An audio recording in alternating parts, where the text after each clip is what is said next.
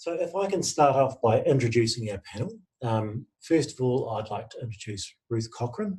Ruth, would you like to let us know who you are and where you're from? So, hello everybody. I'm from Christchurch and I have worked in mental health for a long time, and that's my that's where I started supervising nurses. I have a private practice for the last 15 years supervising nurses all over the South Island, and I love what I do, and I'm really looking forward to this discussion this evening with these guys here. Great. And Lindy Elliot, would you like to let us know where you're from and what you're up to? Yes, thank you, Mark. I'm from Christchurch also, and along with Ruth, work as a private supervisor of a private practice. And also along with Ruth, we, as Jumpsuit Consulting, have a business that contracts to the CDHP, providing supervision training to the mental health nurses, specialist mental health nurses, and also supporting the new entrants to specialist practice. Yep. I used to be a nurse in a previous life, and then I retrained as a psychotherapist.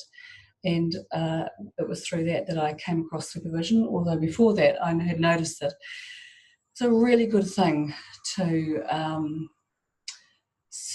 I was interested in supporting nurses to get some forum where they could explore what was happening in their work and get some support for that. Yeah. Good, thank you. Virginia? Hi Mark, hi everyone. My name's Virginia Maskill, and I am a nurse and have originally from Nelson, been with the university for Otago University here in Christchurch for about the last 12 or 13 years, and convene the rural nursing paper that's offered through the university, and a few other papers and supervision and research, etc. Great, thank you. And Virginia's going to be monitoring the chat tonight. Sharron Bonnafoux. Bonnafoux, that's right. Yeah, so Sharron, where are you from? Okay, kia ora, good evening everybody. My name's Sharron Bonnafoux. I'm a nurse practitioner. I currently work in Hanmer Springs. I've been there for 18 years and I'm a supervisee. And prior to that, Emma, I used to work on Stewart Island, so good evening. Welcome. Yeah. We thought we'd kick off tonight with a discussion on what supervision is. And in the pre-panel chat, we decided that that supervision means a lot of things. And we started off by talking about supervision has to be accepted that people need supervision, and it happens in many forms. So what type of supervision are out there? Bruce, what is your experience? Because you talked before about clinical supervision and what is and what isn't clinical supervision. So what is clinical supervision? So supervision is, it means 1,000 things to 1,000 people. It's supervision in social work is very well embedded in, that is for case review. For nursing, Lindy and I teach in our model is supervision for professional development. So it's looking at all areas of a nurse's practice, which is around their self-care, education, their professional development, administrative issues, and yeah, so it's broad. Nurses can also bring case review as well if they're having difficulty with particular clients that they want to bring to supervision. But it's seeing that Lindy and I have been talking about it as being whole person supervision, seeing the clinician walk in with as a whole person having lots of different needs. Yeah. So,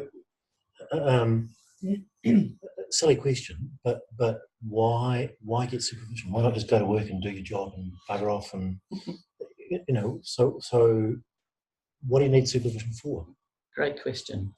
For the very reason that you just said, because you can't just bugger off. That's right. Those things stay with you. So you've either made some good decisions or some bad decisions, and you're aware of maybe some reasons behind that. It might be that you've had some sort of critical incident during that day or recently. You might have a lot going on in your own personal life as well that can impact. It can be team dynamics, and that's interdisciplinary, intercollegially, with the multidisciplinary team in the wider context. So you could have had a really bad discussion on the phone trying to hand over a patient or send a patient or refer a patient through to the hospital. So I think there's a whole lot of things that we tend, if you take home with you, and you always need some way of being able to process those in a positive way and take the learnings from that. So, playing devil's advocate, what if someone's just having a bad day, and it's nothing that you've done wrong? The patient's having a bad day? Well, the person on the phone that you... I think the consummate professional will always reflect on what did they do to contribute to that. Yes. Was it the way that they initially said hello or didn't say hello, didn't identify themselves or the situation? But also, as a professional, you don't want to give somebody else a worse day. You want to try and take the weather with you and brighten their day and be professional all the time. And a conversation can go, when you have start a bad interaction, it can either go well, depending on how people respond or what you say or reply, or it can continue to go badly. But aren't you just pandering to someone's, just being the nice person all the time? Well, I just got to learn to be nicer to make them... I think it's about being good. You're right, you could, yeah. And how helpful is that sometimes too, in the sense of having some professional boundaries and personal boundaries around some quite challenging situations. Particularly, I think, also when you get into that living and working in small communities and those dynamics that can happen, and where you might know the person and they might take some liberties too, or you feel that you maybe more needing to be in a certain way with them because of that relationship. Would that kind of be right too? I think in a way, and that to me is the art of nursing, is reading people and where they're at and adapting your responses and behaviour and interactions appropriately. But ultimately, in answer to you being the devil, there, Mr. Eager, it was very much about, I have to look after myself, and if I go home going, I didn't do the best I could, it's me that's going to have sleepless nights. It's going to be me that's worried about how do I represent my profession, my patient, did I advocate for them well, and I want to go home and I want to have a good sleep. And when I go home, I want to take the best of me home, not, as I was saying to the team before, what's left of me. And I think supervision for me has been very helpful in recognising that there has to be a balance in life between professional needs and personal needs. And for the longest time, I think most people working in rural put in too much and lose that balance, lose that objectivity. And certainly a key learning was to try and take the best home for me. So you're not getting supervision every day? No. So obviously you're getting some tools along the way? Absolutely. Yeah. So what are the tools that are, this is a question for you guys, what are the tools that are taught in supervision to be able to put it out there so people don't take things home? What is the supervision process about?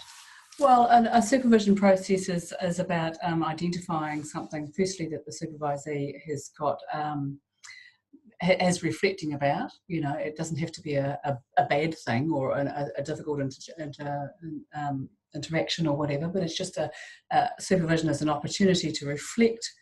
It's a protected time just for the supervisee to reflect on their work. And I imagine, we were talking before, that in a busy place, in a rural practice, where on earth do you get the time to actually stop and think about what you're doing?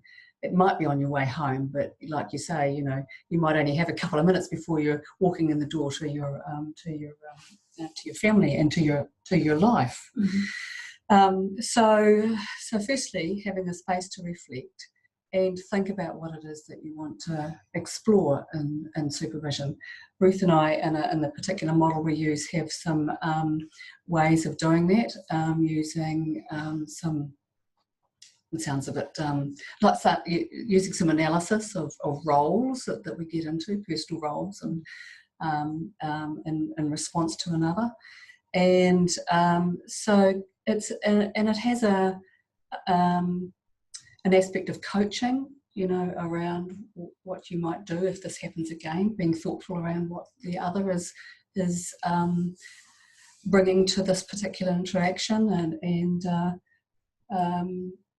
Ruth, what do you want to say? Well, I was just going to say too that there's a saying, isn't it? Clinician, know thyself. Yes, exactly. And how important it is as clinicians to be aware of what our own triggers are, and unconscious stuff that goes on that, you know, it's called transference. You know, we often bring our past experiences into a moment where they don't belong, and until we really start to think, why did that happen? And so that's the nature of supervision, is to have that opportunity to explore your own stuff that often just erupts sometime, and you just think, oh, that wasn't useful. So it's paying attention to the unconscious, in the way that the model that Ruth and I work from, and it's a psychodynamic model which pays attention to what lies beneath, what drives a particular behaviour. So all the things we've been talking about here have been around interpersonal stuff. Yes. So it's all interpersonal, and it's not always, but it's not putting on a bandage correctly. It's not. No. So and I think sometimes we think of supervision as that. I think supervision. There's a difference between supervision, which is what I remember from working in a hospital, and you know, that's what my first introduction was to supervision was more of a supervision where people were, you know, being watched, and this idea of being it was power over. That's right. Well, this is not power over. This is a collaborative process where you know, we encourage people to explore what's going on in their working world, and that interface between their own lives and their working lives, and because of course when we come to work we don't leave ourselves at home, we bring ourselves with us, and all that's going on for ourselves when we come and go to work is, and I'm imagining it in a rural setting, that there's all of these different relationships that you have to navigate, and how do you do that? Yeah. So what is different?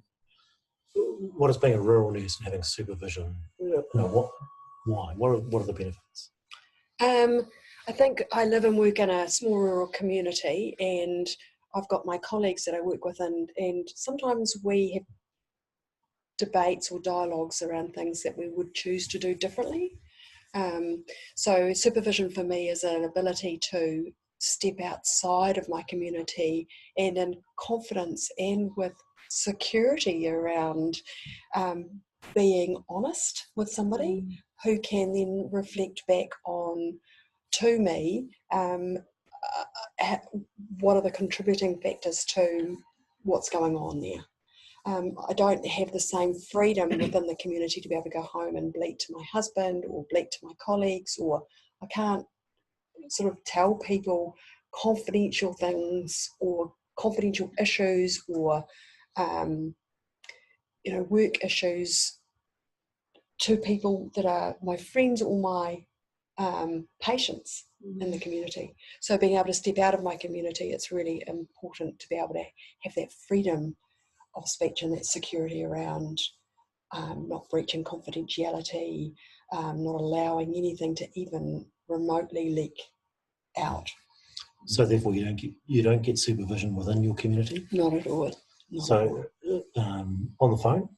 No, I tend to go face to face with my supervisors, because I think there's so much about body language as well, and there's some impersonality with the cell phone.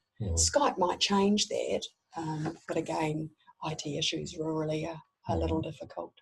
I personally really enjoy the escape from my rural community, the anonymity in another place. You have to go shopping in the supermarket without showing us your bits. Get the hair,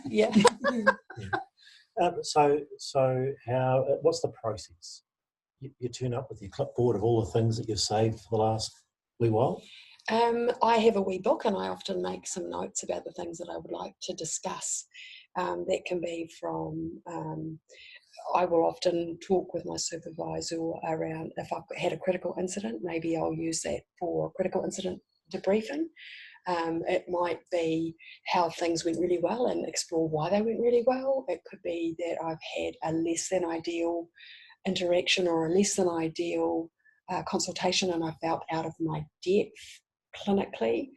So my supervisor and I will refer and review what are the options for developing that deficit, identifying the deficit of knowledge and filling that deficit. Sometimes it's about the collegial environment and how I can improve my relationship with the others. Not that it's dysfunctional, but how can I improve it? People don't change, though, do they? Oh, I'm still a work in progress. Yes, It's that devil in you. But it's really what you're saying, because in my time of clinical supervision, the issues, I try and bring different problems to kind of mix it up a bit, but it used to come back to the same issue, and it was there it is. There it is. Yes. You know, how come it's the same issue over and over again? Yeah. It wouldn't change. And so, often you bring these issues and it keeps on coming back to the same old role. The same old, it is the same old role. Yeah, it is. Yeah. In some ways I would agree, but also it's not just about the intrinsic team, is it? It's about the greater health environment too, in that multidisciplinary area. And I think I'm really passionate about our region and how services are delivered, and so I will often explore how can I and what can I do to help change what's going on in my region to improve health services delivery. Wow, that's a hell of a lot on your shoulders, isn't it? Yeah, but isn't it great to have a supervisor that says, calm down, no, don't worry, you can't change that today. Yeah. But that's huge, isn't it? Yeah. But I think the consummate professional will be looking at how everything impacts, locally, regionally, nationally. It's a systemic view. It's a systemic view. And it's sometimes really helpful to have a supervisor to reflect upon that. Who's able to have an overview, if you like. Absolutely. I'm getting quite some really great feedback from attendees who are really resonating with some of the things that you're talking about, some of these issues. And I have a question here, which will be directed to you and Ruth and Lindy. Are there any observed differences by supervisors in how rural nurses manage the balance between work and personal life, particularly being mindful of being in a small community and often life and work become blurred? And that's from Rhonda Johnson. Absolutely. I think as a supervisor, and having supervised rural nurses and also nurses on the West Coast in small communities, is that there has to be particular attention paid to the needs of the supervisee around their need for their own space and their boundaries, because the boundaries are not just like that. They're so blurred in small, and you'd agree, in small communities that you can't expect that a rural nurse or people that work in small communities, they're not like that. They're blurred. So assisting the supervisee to navigate themselves around those relationships and how to keep themselves safe in their practice and safe in the community. And safe in the community. That's right. So it just requires some thoughtfulness around acknowledging that the murkiness around that. Right. Yeah. And how they keep themselves safe. And I think, Ruth, you were saying earlier on that one of the things that we know, and maybe this is happens more in a community where you have to navigate yourself. You have to know. My hunch is that you have to know more about yourself. You have to kind of pay attention to yourself, because it's those moments of your own stuff getting in the way that creates those boundary violations, if you like, or even stretching the boundaries even more. So so personal issues and professional isolation. And professional isolation. So supervision is one way of reducing professional isolation. And so, to have somebody, like you were saying, outside of the community where you can go to and just put this down and talk about, what's impacting. It's a safe place. It's a safe place, yeah. So it's in your own yes. place. And So it's confidential, absolutely. And so just to recognise that that supervision relationship is protected. It's just for the supervisee. It's usually an hour.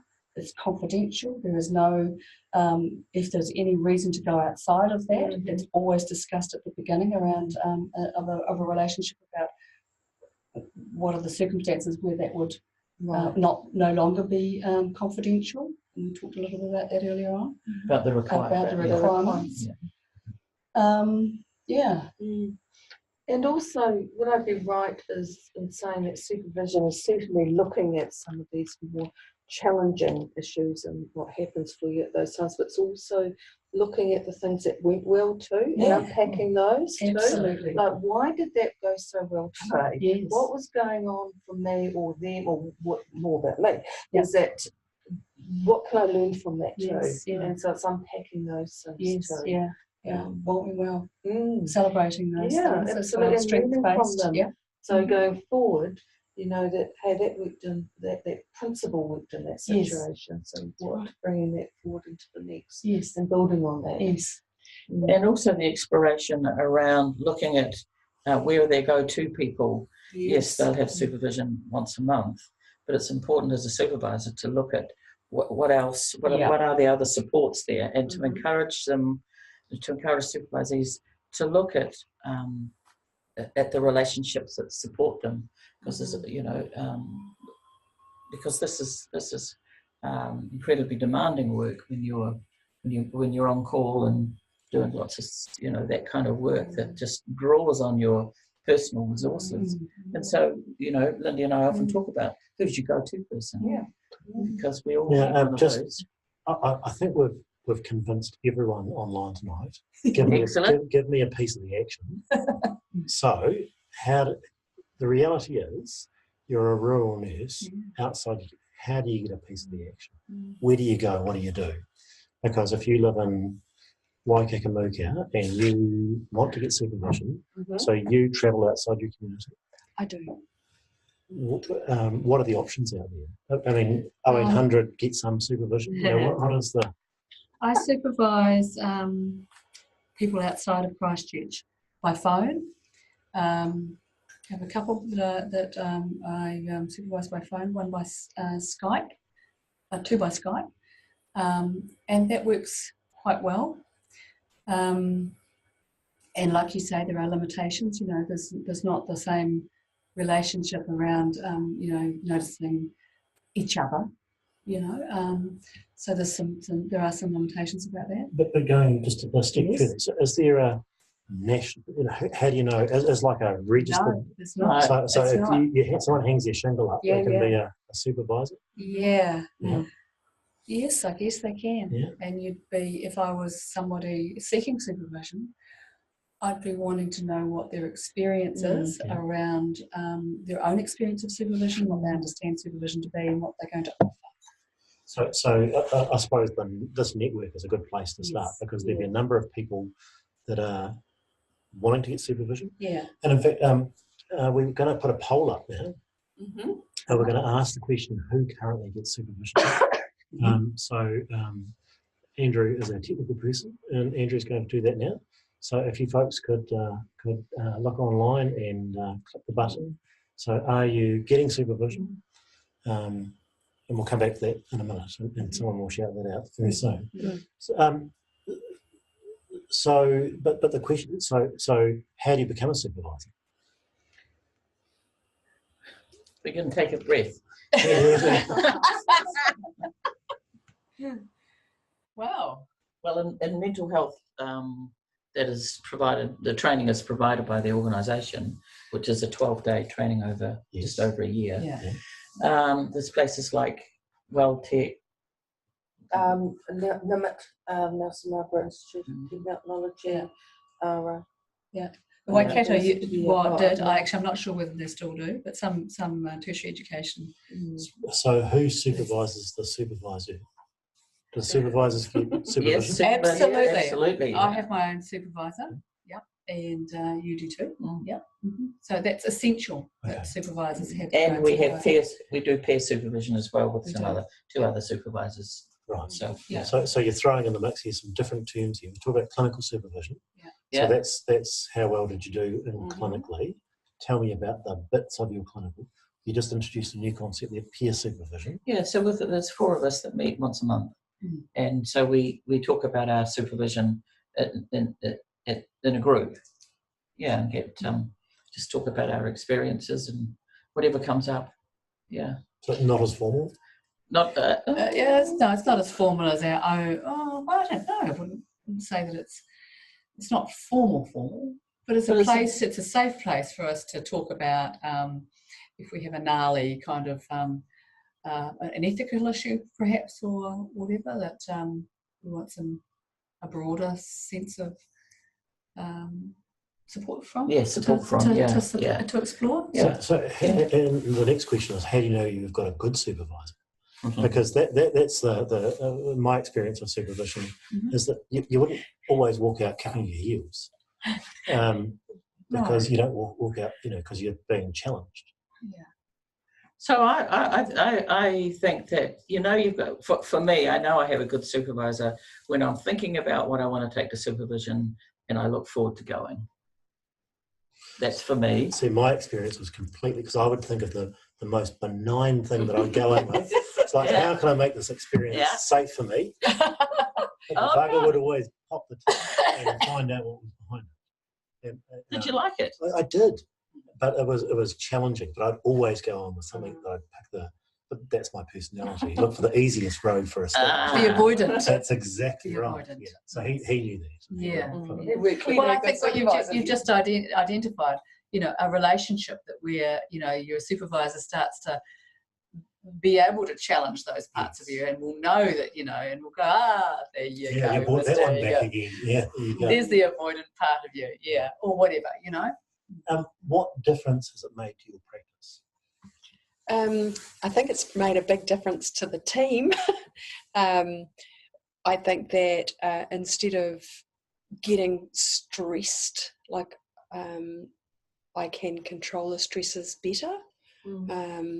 I've got a better work-life balance. So again, work sees the better side of me than this tired, fractious, fraught individual who is always trying to do too much and think too broadly. I think it's also taught me to be curious, not only about others, so better at conflict resolution, conflict avoidance, good collegial networking, the encouragement also to keep pushing when I thought things should change, and as a result of that, things often have changed for the better. What else? I think it's an external regulator, almost like a thermostat. And I think it's been very much about keeping that balance, as I mentioned before, that safety of practice, recognition when things aren't going so well and that I need to take some stock, as it were. So I think from that perspective, it's like a fufu valve. It keeps the fufu valve on for many different things. The frustration at what's happening regionally, what's happening locally, what's happening nationally, and helps me contribute in a really positive way rather than perhaps a detrimental way. Has it increased your longevity in your community? Oh, without a doubt. Maybe that's one of the things that as employers that people need to look at, because recruitment and retention is a big issue in rural areas, and the thing about working closely in a rural community with your neighbours, the answer usually is to move on to the next town, because you don't burn your bridges, but you get tired and you move on and you need to refresh. So maybe this is I think the sustainability is not just in my job, but sustainability of me in my community, because there's always this conflict of I've got friends and family and the community they're all my patients. And I don't necessarily agree with them. And sometimes there's conflict external to work that impacts on my relationships with those people. And so my supervision has helped with that sustainability of me in my community as much as in my job. And I don't think that can be underestimated or understated in any way. So valuable. Very valuable. So how valuable is it? Like you pay, so someone pays for this. The fairy doesn't jump out of the tree. No, the fairy doesn't jump out of the tree. I think that I would continue it, even if I had to self-fund it. But it's part of your contract. It's part of my contract. I negotiated that. So this is something that rural nurses need to consider when negotiating jobs. Absolutely. Yeah. And the sell for that is the longevity. Yeah. You're getting. Yeah. It's also the recognition that professionally too, from that regulation, it's good to have that external view. And certainly in rural, with those, and I don't want to harp on the negative, but the critical incidences, like especially working in isolation, who do you talk to when you've had an unexpected and traumatic death? A pretty ugly scenario with suicides, multiple suicides, with people that die that you know. And how do you cope with that? How do you debrief that? A simple example was being called to respond to what sounded like a migraine to a 19-year-old female who died. And the guilt I felt around that I couldn't save her, still lives with me. But I have spent quite a bit of time with my supervisor around that. And how do I cope with that? How do I package that and move on safely and not over-respond next time I get a call to a migraine? So there's simple things. Fascinating. Now, can we have the figures, please, for the... We're just going to get that through now. Just a second. 8 yes. So there you are. We're preaching to converted a lot of the time, which is good. So perhaps we've got some potential supervisors, E or O's. So people that can supervise other people around the place. So there's at least either 8 or 7 of them. Yeah. So we've almost got equal numbers there. So Virginia, got some questions? Yes, I have. There's some really interesting comments and feedback coming through, which is great. So thank you, everyone, for your comments and thoughts. Just a couple of things that Marie has asked: how can we encourage the DHBs to provide regular supervision opportunities? And that feeds into a couple of other questions. So if I just read them out and might be able to answer them also. How do you get supervision from someone who actually understands what your job is and work in a small rural hospital in northern HB somewhere and run the outpatient clinics department? And I am it. And the job is one of continual multitasking with no support. These are very real challenges, aren't they? I probably know who that person is too. Right. Yeah. And certainly, people are saying that would be fantastic to get supervision, especially if someone, management understanding the need to. And Rhonda has asked again, that's sort of in line with that. Who can we approach and challenge to encourage supervision to be compulsory, like mental health nursing? For rural nurses working in isolation, Nursing Council Health Workforce New Zealand. So some of those questions are up there next level, but I think it's still really good questions. That's very great. Good question. And I think recruitment and retention is the biggest. When you think of what it costs to recruit, I mean, if you left, getting someone at your level, retraining the whole, I mean, it's huge. So the dollars for supervision are tiny. Yes, they are. Yeah, and the benefits outweigh. Yeah. Without a doubt. Do Health Workforce New Zealand fund supervision? Who does fund? Apart outside mental health?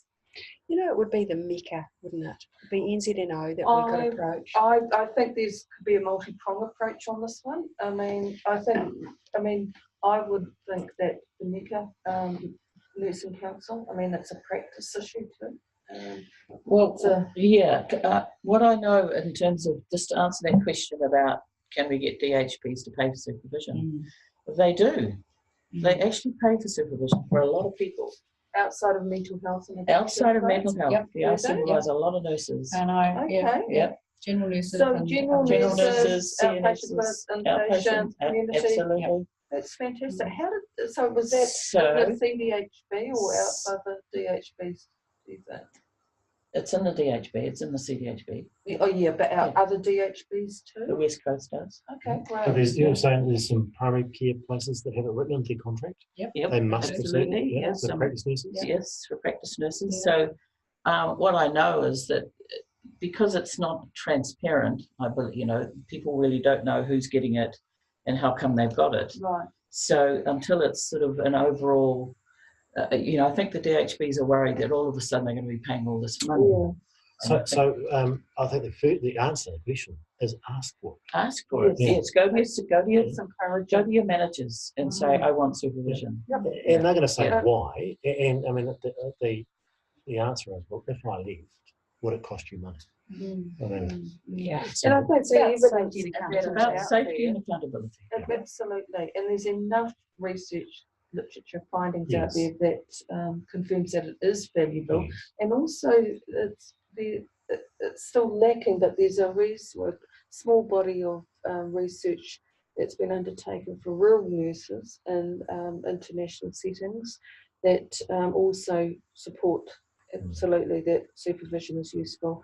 So that can also be something you can support. the rural nurses did a survey recently and looked at the longevity of nurses in rural areas. And Rhonda can correct me here, but I think that you're either there for 2 years or you're there for 30 years. And there's a lot of churn in the first few years. It's no hope for me. 12 years to go. Because of that, so you either get it and you just get annoyed and you just move on. Yeah. So and we want the people that have been there for 30 years. We want the people that are well supported and aren't cynical and pissed off. Yeah. And, so I mean, it's a no-brainer, isn't it? Can I go back to the person who was talking about having somebody to supervise that knows what they're going through? Mm-hmm. I was just thinking about that.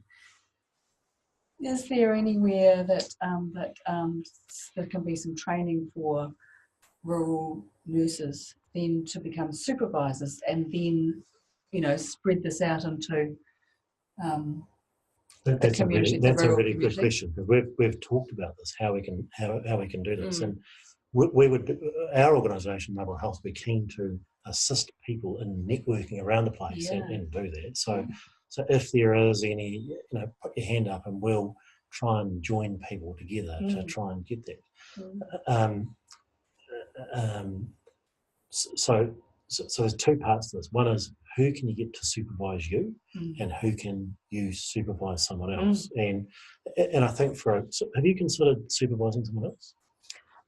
No, I haven't. No. Because it's too scary, or?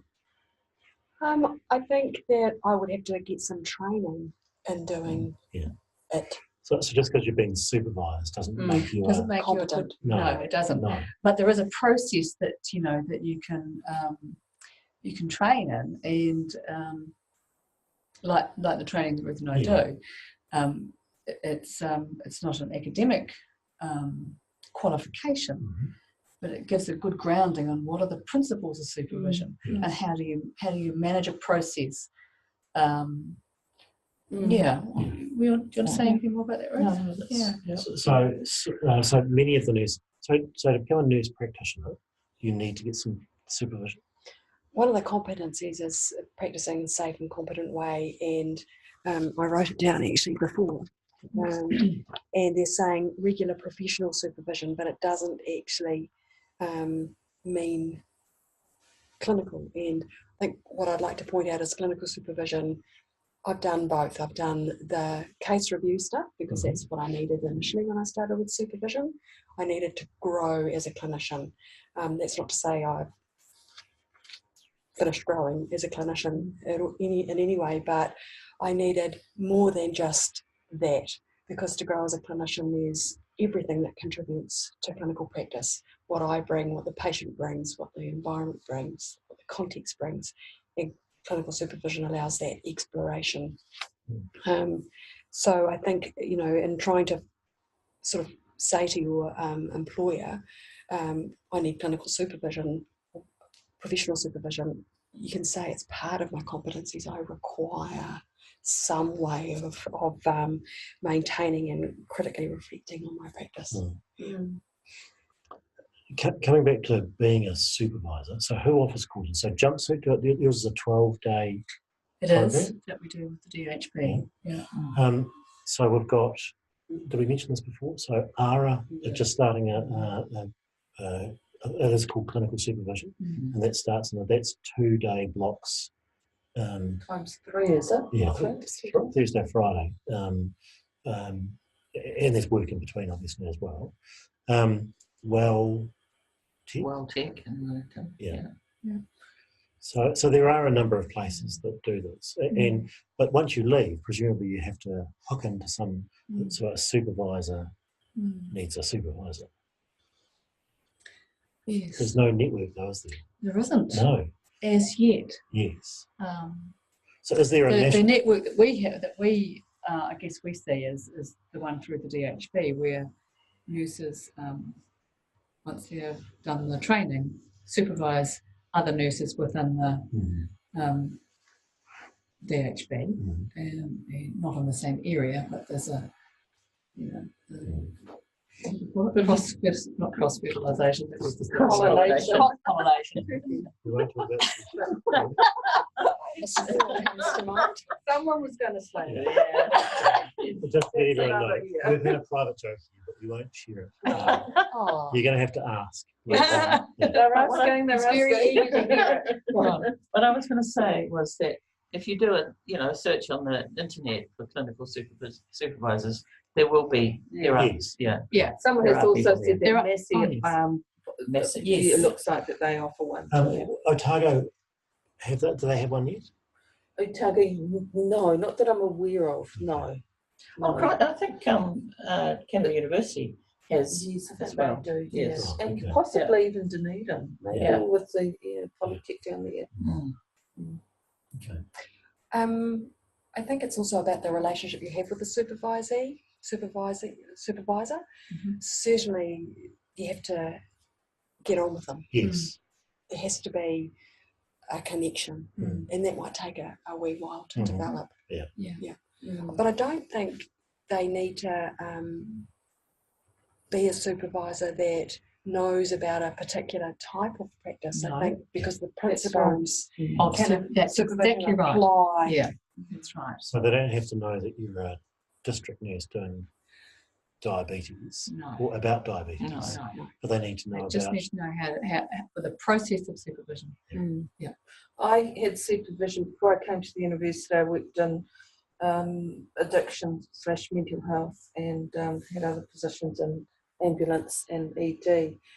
And I didn't want to have supervision, which was a compulsory part only of my mental health addictions role, within the DHB, because the people, my supervisor was going to be a psychologist who from the same basically department. So anyway, I paid for my own supervision for a number of years, and went to she was a counsellor, trained counsellor, and she had no knowledge of nursing or medical. She was absolutely great, fantastic, and really, really useful, because it was those applications of those principles of supervision. And sometimes things would come up about a very clinically focused aspect of my job, and it would be what would explore that, but then it was more of a skills thing I needed. So where can you go and get that? And supporting me to do that too. So it was really, really useful. And those tools that you were saying, those clinical tools that you need, that clinical acumen, it's just a part of clinical practice. Absolutely, I've just got thanks Deidre for your comment. Hi, Deidre here from ARA. So our postgraduate certificate in supervision is 2 30-credit courses. Each have 3 2-day workshops and 1 online activities, 12 days in total. We're the only providers in the South Island, other than NIMIT, which is Nelson Marlborough Institute of Technology. So that's good to know too. That's very good, and that's starting soon. So if you want to Google Hara's supervision course, it's starting very soon, and it's a level 8 paper. So it's a good way to kick off people's journey to masters if they want to, which is very good.